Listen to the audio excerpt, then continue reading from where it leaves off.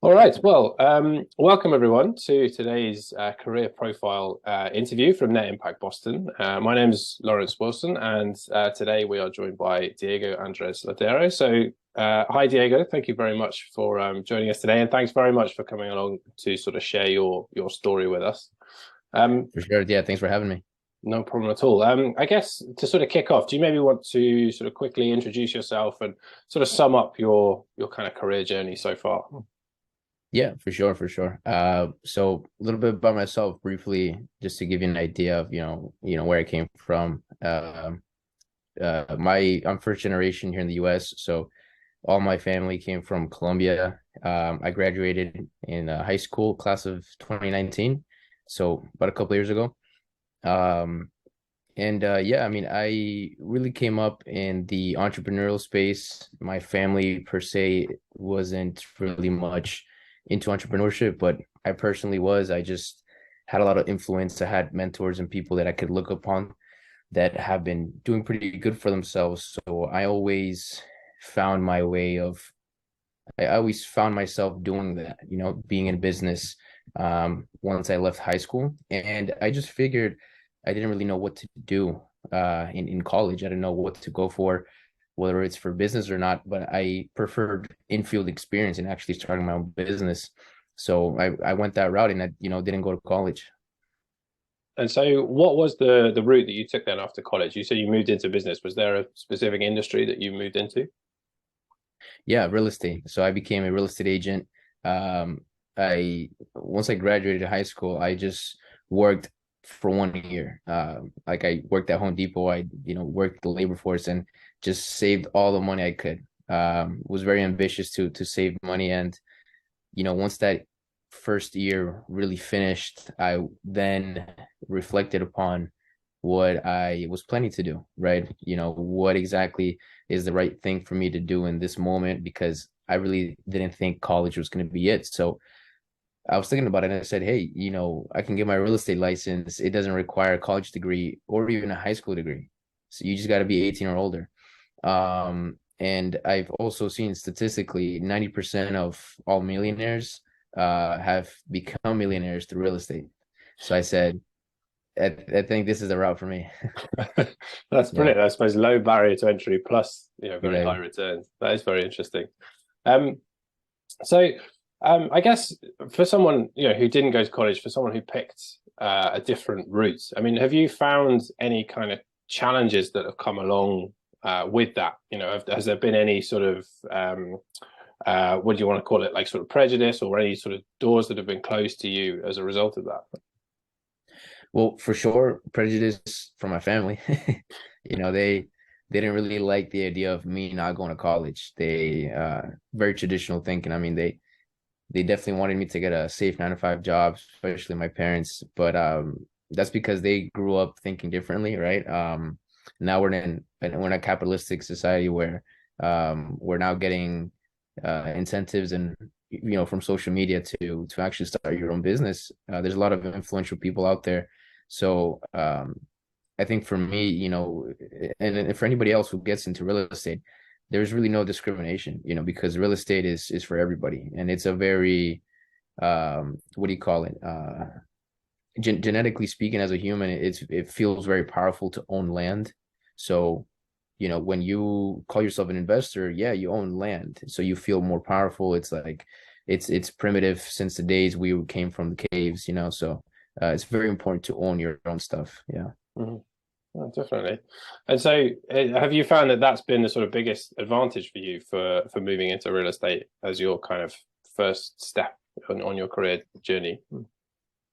Yeah, no, it's definitely a advantage for sure. I feel like I have a head start, uh, you know, compared to other people that I've worked with. I mean, on averages, from what I've seen, people who become realtors, it's usually once they finish college or once they're in their 30s or so.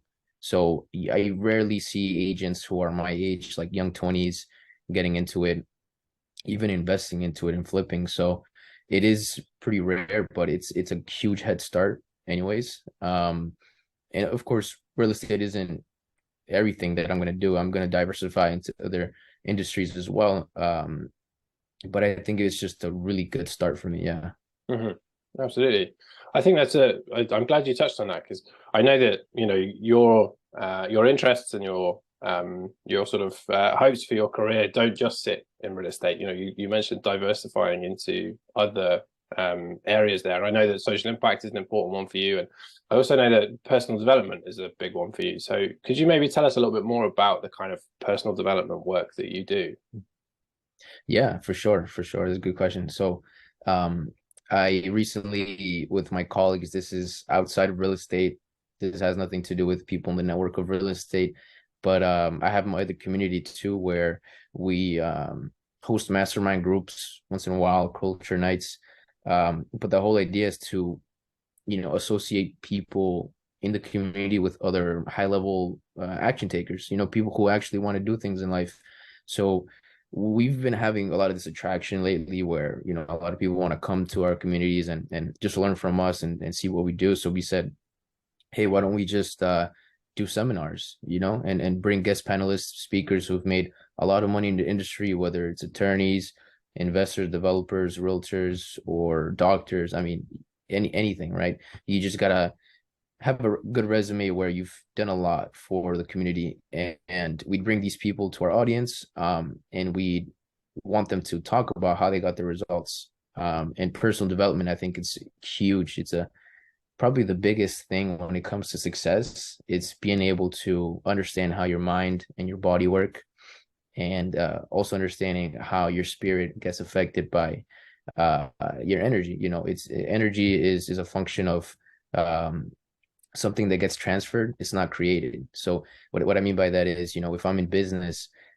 if there's more energy in the business, that means there's more money being made, because a service comes through energy, through actually feeling good about providing the service. So I feel really good about providing personal development. It's just very impactful for me to change people's lives and to be able to give them a platform where they could learn more about themselves. Hmm. You mentioned the sort of part of the community there, and I think you mentioned mentors sort of earlier on in our chat. Was that quite an important part for you when you were at the very, very start of your career? The mentors that you had, the sort of other members of the community that you were able to sort of take admiration from or sort of draw inspiration from? Yeah, no, good question. I definitely, I mean, the first mentor I really got involved with was when I was 17. So I was still in high school. Um, Funny enough, that same mentor, I do business with him now. We do the personal development seminars together, with other couple colleagues. So very grateful to have somebody like that in my life who I could look up to. And for sure, I can say that nowadays it's it's it sucks for a lot of people who don't have a mentor they can look up to, especially when they're in their young teens and early 20s, because that's what really sets off your road to success. It's but I've seen people who are still in their 30s and haven't done much, and when they hit 40 they became millionaires. So the time frame doesn't really matter, but it's also taking the advantage of, hey, I found somebody successful.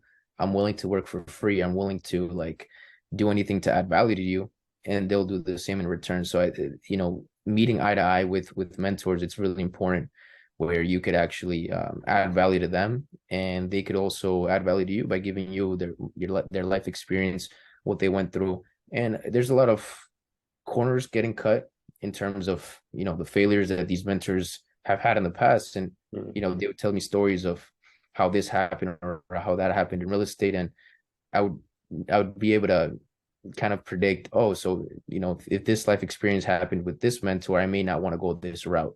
I may fall in the same hole that he did. So I also go faster by avoiding a lot of obstacles, but also being able to learn aside them. Yeah. Mm-hmm. This must be really nice that you're able to kind of pay that forward now with the sort of development seminars that you run, to sort of give other people opportunities to find mentors that they may not otherwise have. Correct. Yeah, that's actually very true. We don't really hold anyone down to saying you got to get this type of mentor. It's just whether it's somebody in your industry. I mean, if you're looking to be an attorney, I'd recommend you go and look for the best attorney there is the best firm there is in the country and go work for them for free, right? It's all about just knowing exactly what you want from life, and the people just start coming, you know. Hmm. So asking the universe for what you want, and in return, if you just keep that top of mind every day, it's like you're gonna attract what you want, you know. Hmm. Oh, fantastic. And so with your kind of personal development work, do you tend to sort of gear this more towards individuals, or is it more towards sort of entire groups, sort of professional groups or communities or whatever it is? Yeah, there's a balance for sure. In regards to these seminars, it's mostly towards the community. Of course, Hmm. we do have sections of the event where there's like a mix and mingle.